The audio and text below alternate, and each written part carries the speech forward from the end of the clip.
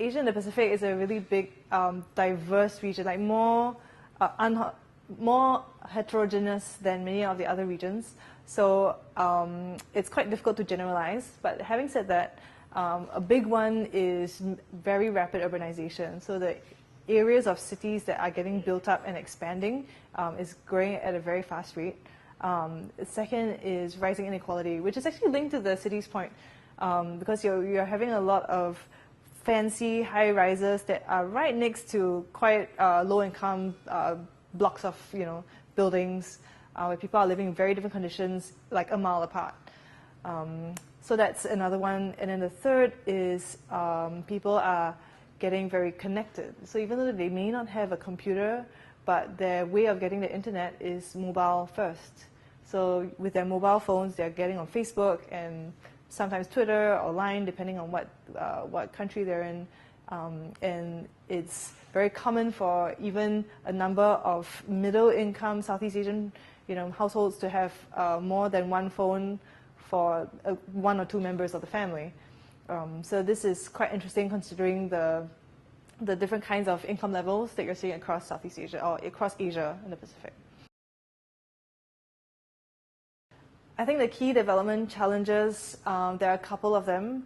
One is a point that I mentioned earlier on rising inequality. So it's not just about the presence of inequality, I think it's the matter of degree. The level of super wealthy being concentrated in quite a few compared to many more people not seeing much social mobility. So that's an issue not only in quality of life terms, but also in social cohesion and possible political issues that may arise from that. As we have already seen in the US and some other places where some of these social tensions are resulting in a lot of broader issues, broader societal issues that may reverberate elsewhere. So that's definitely a big challenge. Another is something that we talked a lot about today, which is the age of AI, artificial intelligence, and the fourth industrial revolution, and what implications that has on jobs and on society.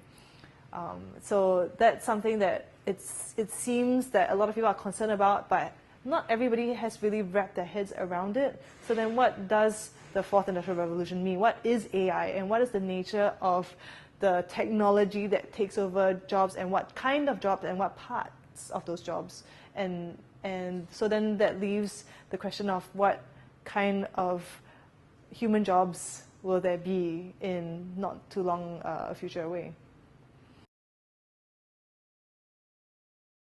I think a big opportunity and role that UNDP could play is to take two views. One is a systems level view, so have a big picture of the different kind of dynamics that are going on, the system dynamics. What is the messiness that we are looking at here? And the second is a chronology, a longer term view. What kind of possible futures might we be looking at, right? So exploring a few different scenarios, even if it's just an exercise to stretch the policy thinking and the mental models. Like if we don't stretch the possible mental models out there, then we don't know what other policy options we can exercise or even craft for these new contexts that we don't yet see. So that's definitely one. And linked to that is what UNDP can do for countries that are themselves trying to grapple with the fourth industrial revolution and what it means for their labor force and their countries, their societies.